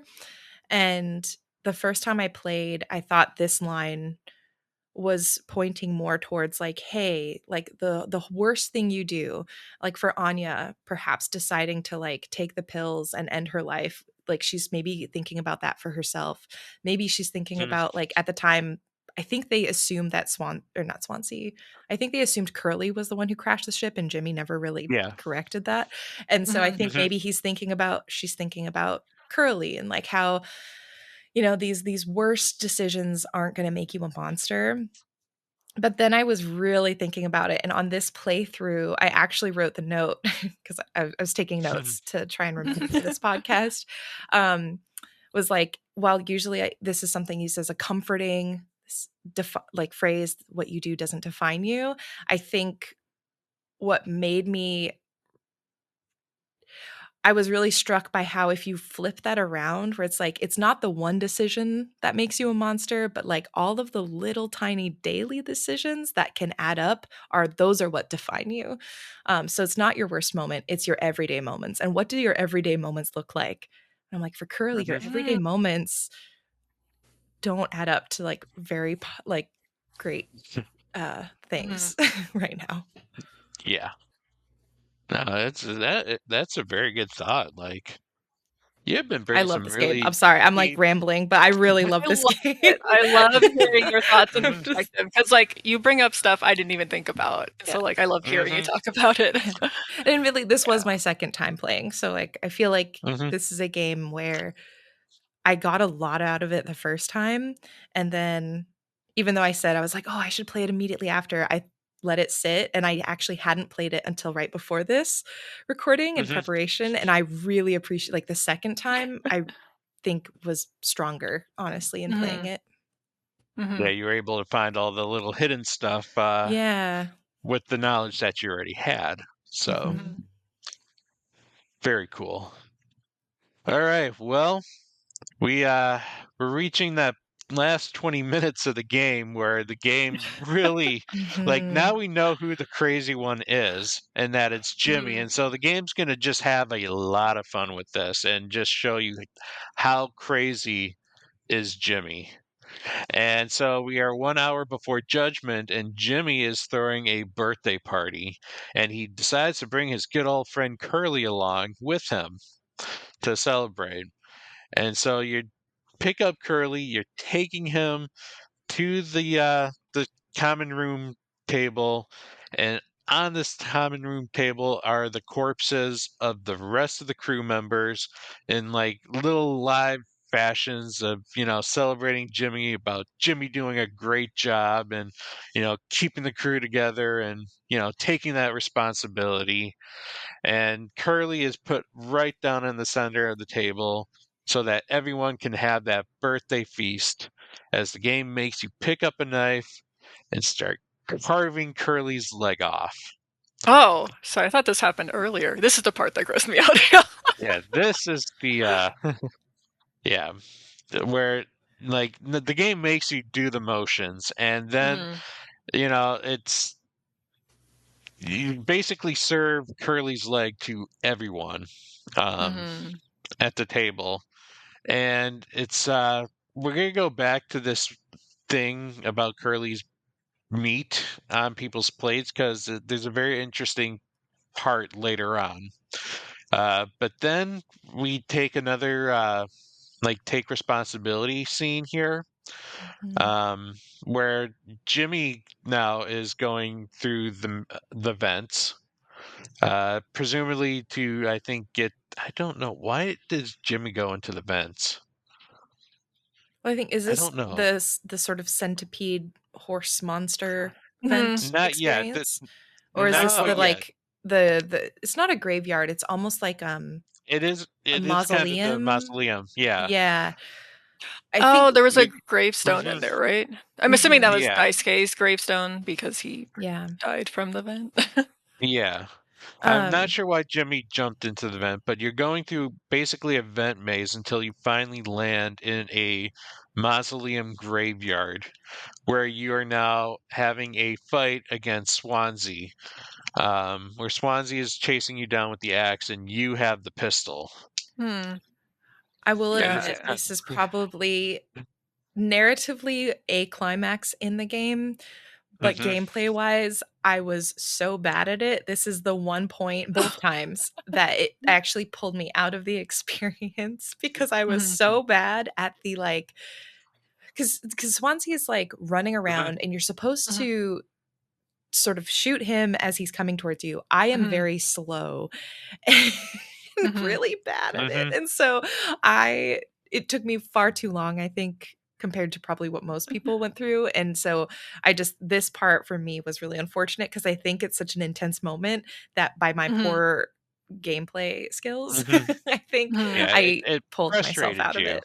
Yeah. Yeah. Well, and it wasn't yeah, it was just like I felt like the story has been I think I understand maybe why they would want to include something like this, but up until this point, the story is so like it gets you on that roller coaster ramp where you are just like, okay, Mhm. here we go. This is like the coast about to happen where we're just gonna Mhm. like nonstop and to have a thing that kind of stops you.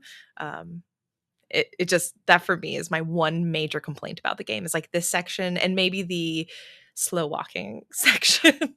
That actually, I agree with you. This one I Yeah. didn't Yeah. have as hard of a time. I did get jump scared at first because I didn't expect. Yeah. Like the Mhm. first time I did it, I turned around and he was right in front of my face with an axe, and I was like, Yeah. "Oh my god!"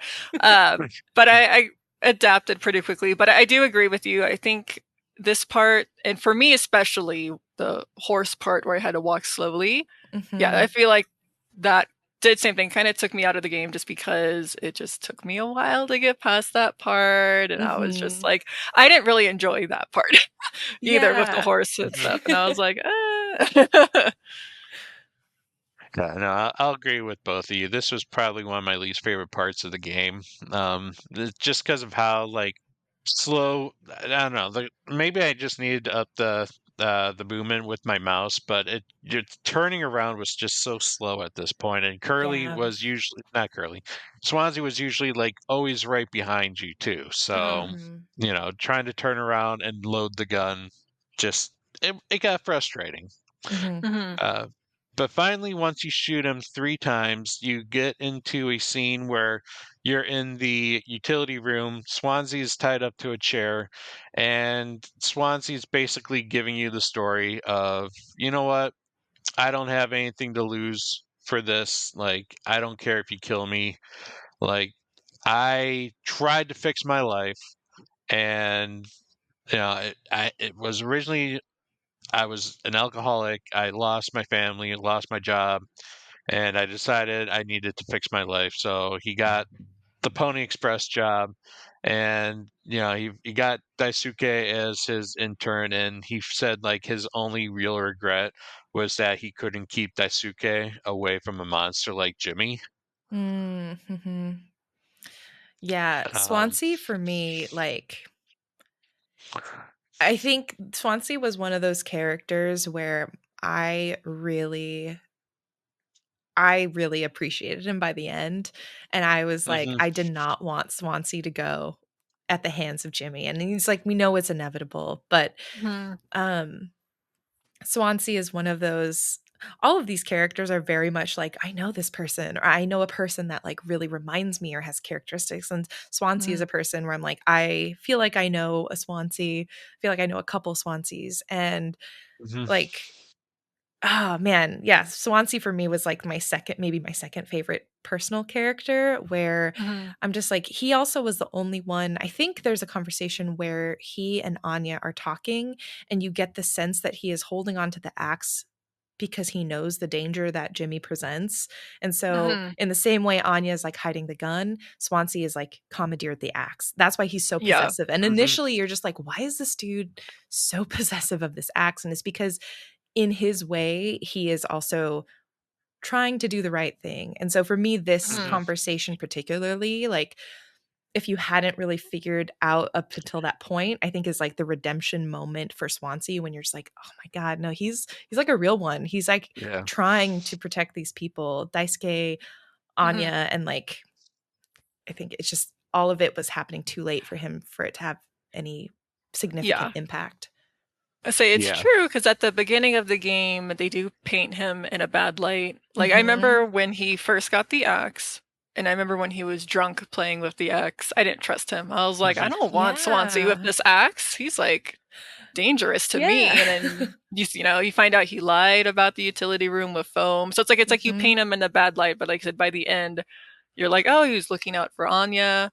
Yep. He was really trying to look out for Daisuke. Like he Hmm. really wanted to take care of that kid and stuff. Yeah. Um, yeah, it's at the same character growth. You Mhm. change your opinion on him throughout the game. Yeah, and it's funny because, like, I think one of the things that I didn't realize during my first playthrough was that you're seeing all of this through either Curly or Jimmy's eyes, and so you Hmm. have these really unreliable like, Curly is an Mhm. unreliable narrator, but Jimmy for sure, and it's like, Hmm.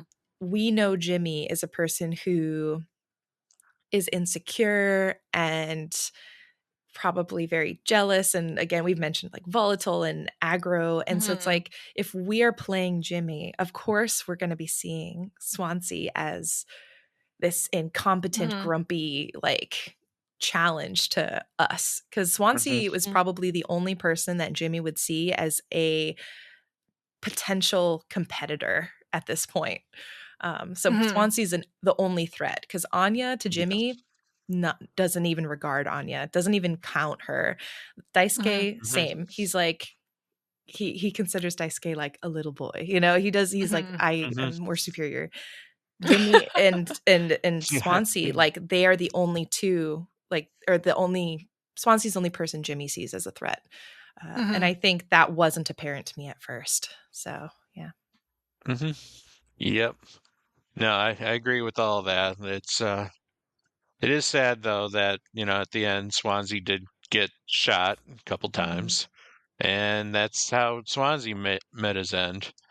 And then we still continue to go off the deep end. We are going through some like hallways again, like then the hallways start turning into eyeballs, and then all of a sudden you're just circling around a giant room full of eyeballs.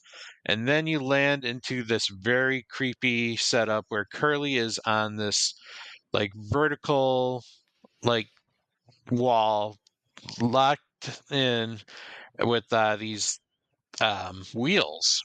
And this is a very disgusting mini game where you had to feed Curly's body part, the piece that you cut off of him, and you had to like turn the wheel so that he would actually like it would get to his stomach. Otherwise, Curly would just vomit the meat up, and you would have to feed it to him again. And again, Disgusting. this is probably the most disgusting thing, one of the most disgusting things in the game. Um, and I feel it's like in most any game I've played, Yeah, honestly, I was this gonna is like say, like, number one. this was by far my least favorite part of the game. This is the one Mhm. where, like, I don't know, I don't like seeing vomit. There's just, like, a thing I don't like Mhm. in movies and video games, so when the first time I did it, I was like, "Ew, we're feeding him himself. That's disgusting. And then he threw up, and I was like, I couldn't do it. It was so disgusting to me. And I was drinking a matcha latte at the time. No. So when Oh he threw no. up, I was like, "You're gonna ruin my matcha latte," because now I'm not gonna want to drink that because it's green. And I was so grossed out. I was like, "I'm not doing this." So my friend did that part for me. That's such unfortunate timing on the matcha. Oh I my know. I god. was like, "Whoa, you're ruining my drink." Hmm. Well, eventually you feed him.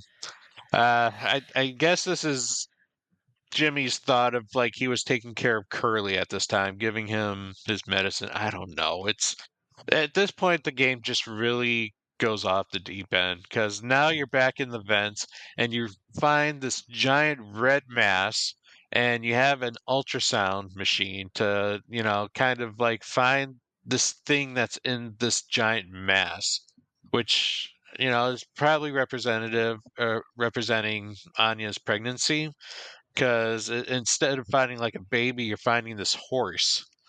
And it's like this is something that Jimmy is trying to get rid of again. But because, yeah, I thought there I was don't like a know. baby face in there too, and there was like a dog or a Yeah. puppy Yeah. or Or like, oh, something. I thought it was a Mhm. pony, like a baby Oh, Yeah. maybe pony. it was a I think it pony. was I a thought it was pony. a puppy. Yeah. Pony's probably more accurate then. Yeah. There's a pony. It. I don't. Did Jimmy ever find out that Anya was pregnant with? Did Curly Yeah, mention that? Yeah. Anya mentioned she told Jimmy. Hmm. Like she told Curly Okay. that she had told Jimmy about it. Yeah. And I feel Mm, like even we don't like maybe explicitly see Jimmy verbalizing it, but we hear a lot of like if you listen to the sound effects, there's like baby crying in hmm. the background and like Yeah. with all of the baby and sort of pregnancy imagery and a lot of these moments at the end with the surreal stuff, I'm like, he knows. Mm. Okay, so yeah, this may be like one of the main stressors that's causing Jimmy to kill everyone was the fact that, Jimmy knew he didn't want to be a father and, he wanted the baby gone. So maybe that's kind of what this imagery was doing in this case. I don't know. It was one of the thoughts that kind of came into my mind because eventually after you find the pony the third time the red mass erupts and it turns into this very grotesque combination of like Polly the horse and like baby and just a centipede thing and you're trying to escape the vent without this thing catching you. Mhm. um and eventually, like, I got caught several times, and then I kind of realized that you're supposed to just like, if you see it or hear it, you kind of turn into a different direction. There's no real true way out of the vent. It just you have to survive it along, a Hmm. certain period of time, and then Yeah, that was my you question finally, too. Because I was like, yeah, I walked around those vents a long time and I made it out and I have no idea how or why. yeah. I think it's purely just you survived not getting attacked by the monster. Oh my gosh. Um, And then you finally get into this room where Jimmy confronts the statue of Polly. And, Polly's basically like, what's next, boss? And Jimmy kind of has his, like, you know, his, like, discussion again with Curly about, like, how he made a mistake and he wants to try and fix it. And I don't truly trust Jimmy on this one. Like, I think. I, I really don't really understand what's going on at this point. Like, Jimmy feels like he's trying to make amends now, but I feel like there's almost nothing that he can make amends to at this point. No, We because we he's get destroyed yeah. everything that possibly Hmm. could Mhm. like if he was really going to take responsibility, Hmm. he would have a like he would apologize and like do something about what he did to Anya, but it's like he has ruined every possibility for any reconciliation. Like he's instead of taking Hmm. Mhm. responsibility, he's removed it forcibly. Yeah. So yeah. Yeah, that's how I Yeah. feel too. Because if you look at the last the 3 chapters you were talking about, the one with Swansea, Curly, Anya, and stuff. He said it all says take responsibility for all of them. So I feel like that's being like, Jimmy, take responsibility for what you caused, Mm-hmm. what you did. And like I said, by the very end, based on his conversation with Curly before he puts him in the thing, which is like the next chapter, I Mm-hmm. think, I feel like he Yeah. did not take any responsibility, in my Yeah. opinion, for everything. Mm-hmm. Yeah.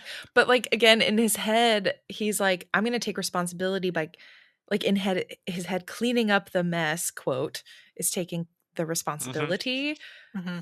but it's not. it's, Yeah. it's It's just delusional. mm-hmm. So we'll get to we're at the final we're at that final chapter. We're back now into reality. It's 0 hours before judgment, and Jimmy's kind of having that moment of clarity, like, oh shoot, if someone's gonna survive this, it might as well be Curly. And when I told you about the plate thing, this is the part where you notice that the meat on Jimmy's plate is gone, where the meat on everyone else's plate is still there because everyone else is dead. Hmm. So Jimmy probably ate Curly. Hmm. Ew. So Yep. yeah, Also, and yeah, so I he noticed that too. takes Curly into the cryo chamber and puts him in there, and it's basically like, you're gonna survive this for us, buddy. And Curly, I don't know how Curly's still alive at this point. Just Especially between the getting cut food. on the leg again. Probably should have been bleeding, but Maybe Curly just doesn't have any blood there anymore. I don't know. But Curly is in the cryo chamber. He gets frozen. Jimmy's kind of making it like, you know what? I have taken responsibility and I have fixed everything.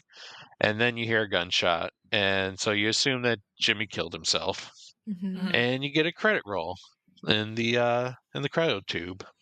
Yeah. Well, and it's like I Hmm. think it was Taylor, you mentioned the hero thing that Jimmy Mhm. has, Yep. and it's like my interpretation of it is Jimmy feels very much that the hero would sacrifice himself so that the Hmm.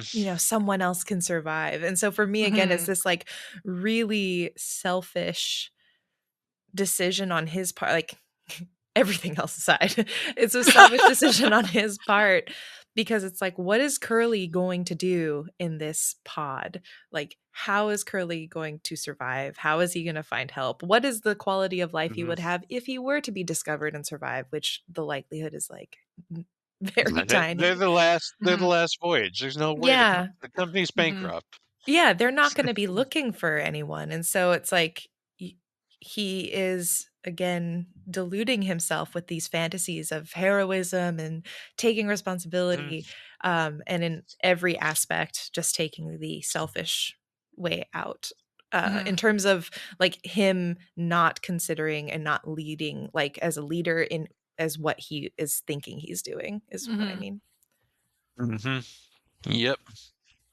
Yeah, it's And actually so, interesting looking at. Oh, sorry.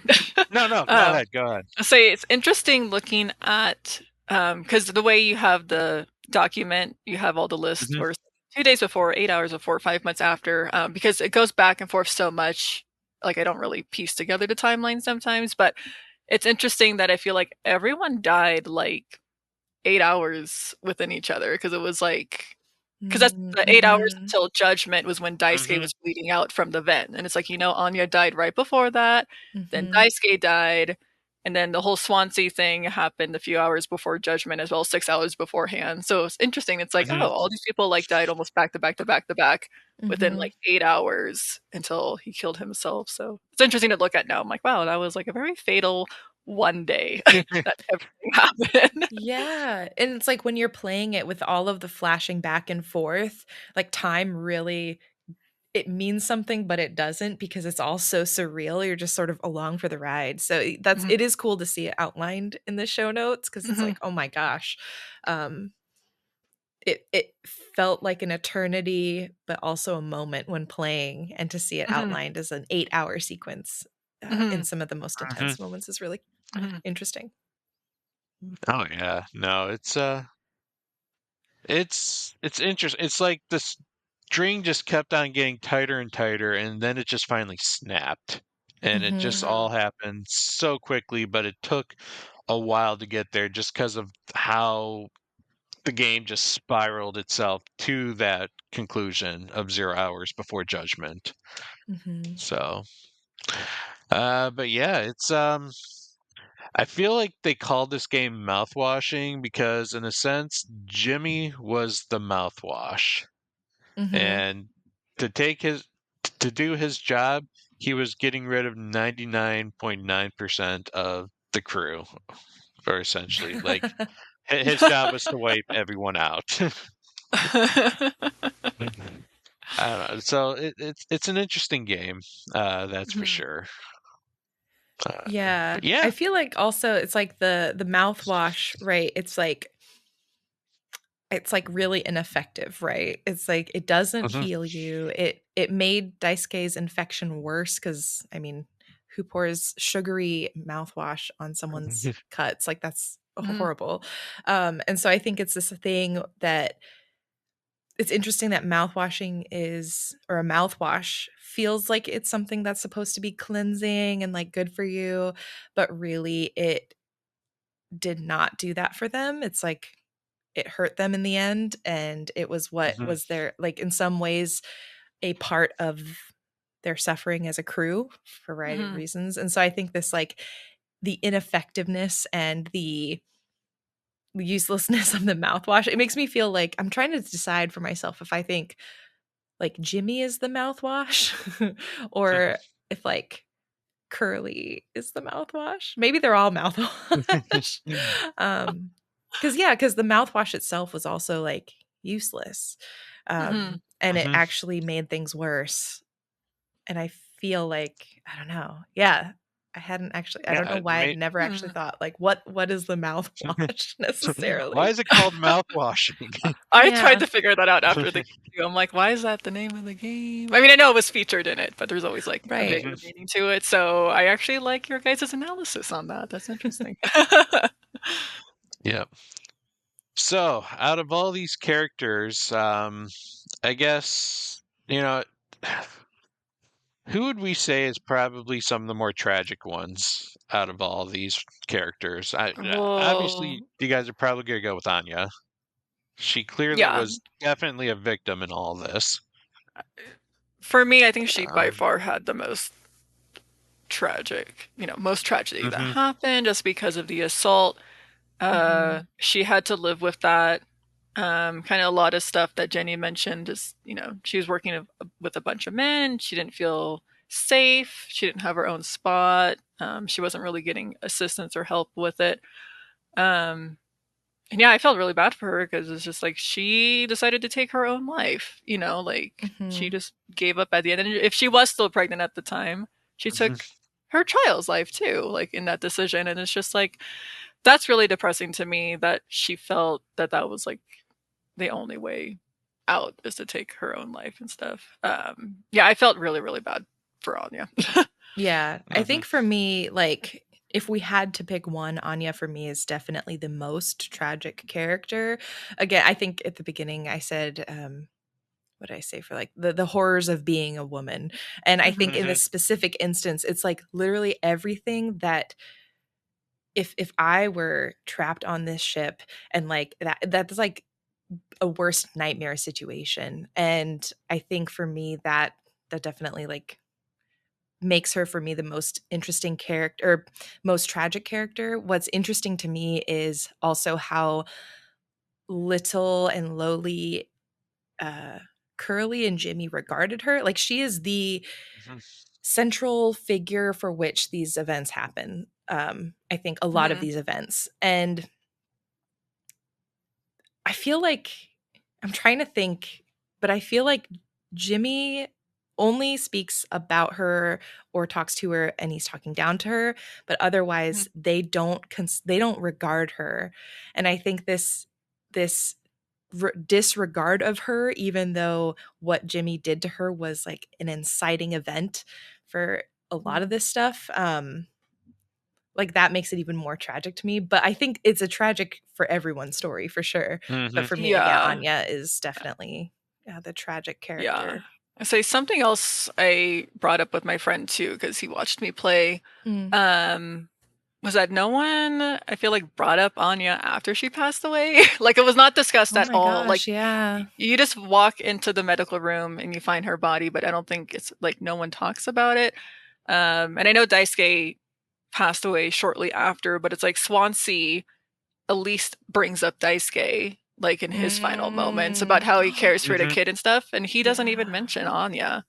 And Oh my that gosh, I made me didn't even sad notice too. that. I was like, no Yeah. one talks about her and she passed away. Yeah. Mhm. Yeah, it's she definitely got the short end of the stick. I do feel bad for Swansea. Swansea, Curly, and everyone except for Jimmy, basically, I felt, Hmm. kind of bad for.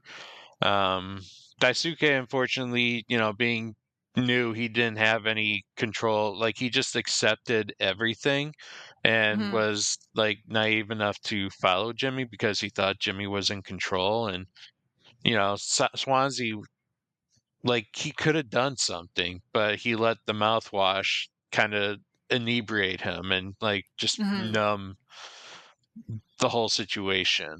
Mhm. Um, Hmm. because Jimmy wanted to take control. And of course, we talked about Curly and just his inability to be a good leader. Like, how much of this could have been avoided had Curly actually done his job as the captain. Mhm. Hmm.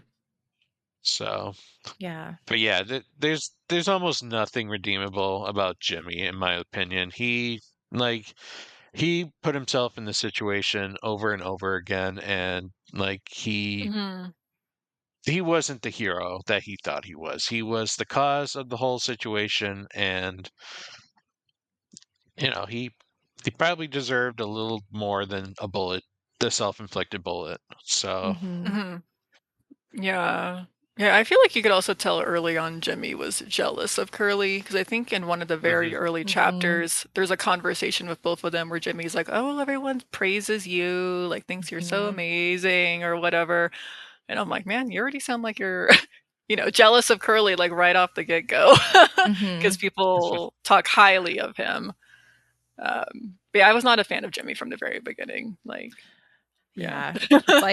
It's like the first few interactions with him, I'm like, some interesting red flags. And it just like keeps going downhill Yeah. from there.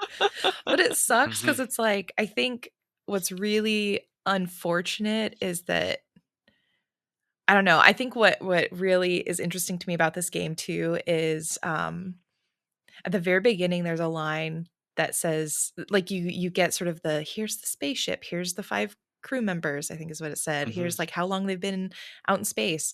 And then the sentence, I hope this hurts.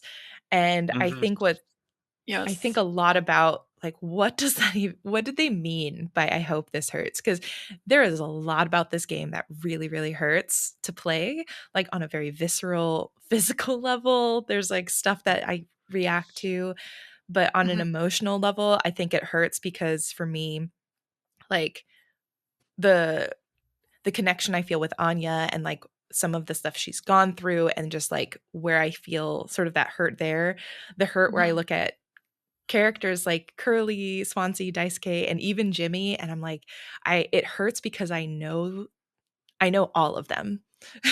That's what mhm. sucks. It's Mhm. like not to the extreme lengths that like Yeah. you know eating bodies Mhm. and all of that, but it's like I know a Jimmy, I know a Swansea. I can think of people, and I can think of, especially I think working in games, and we have a Mhm. lot of Mhm. that happening like in leadership. I think this is a really interesting Mm. critique on leadership, especially coming from a game studio. I think a lot about how that line of I hope it hurts hits across the level of every character and how it just hurts a different way every time Mhm. I sort of I was going to say slice it, but I'm like maybe that's not a good choice of words considering what we just talked about. Um yeah. Mhm. All right. Well, that's it, guys. We can close the book on this book club. So I just want to thank everyone who took the time to watch and or listen to this episode of the Boss Rush Video Game Book Club, part of the Boss Rush podcast and the Boss Rush Network. You can catch new episodes the last Saturday of every month on the Boss Rush Expansion Pass podcast feed of your choice or on YouTube. Also, you can get the show 1 month early, ad-free, voting rights, and other perks as little as $1 over on our Patreon. So please, guys, go ahead and check that out. Check out bossrush.net. See all the wonderful content that we have there, as well as any merch that we currently are promoting on the site. And I want to thank everyone for their time tonight. Jenny, thank you for joining us. Where can people find you? Thank you for having me. Again, I ramble because this is a game I've been wanting to talk about for a long time, so thank you.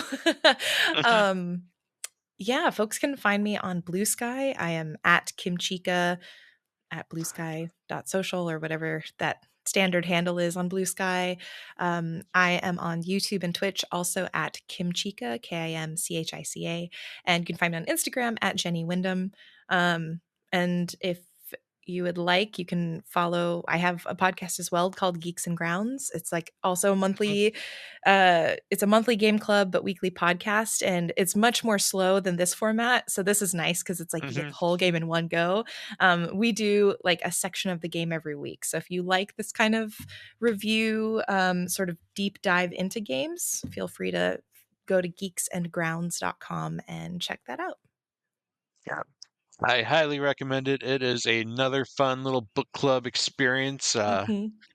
But like you said, you go a lot more in depth into it. So, it's definitely different. So we can't really consider you a competitor here because we're like No. offering two different products. We're all friends.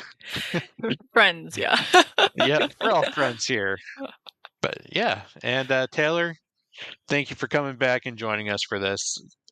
I'm glad you Of were able course. to suffer through this game. Yeah. I mean, I guess I should be glad I was forced to play it in a way, or else I never would have touched this game. But no, this was super awesome, and I actually really appreciated talking to both of you guys about that. And it was neat hearing Jenny talk about it because she did do a second playthrough. So I feel like there's a lot of stuff, same thing, didn't really think about on the first playthrough or missed. And then when you played the second time, a lot of stuff she brought up, and I'm like, oh wow, like it was very interesting hearing your thoughts about that. So I enjoyed it.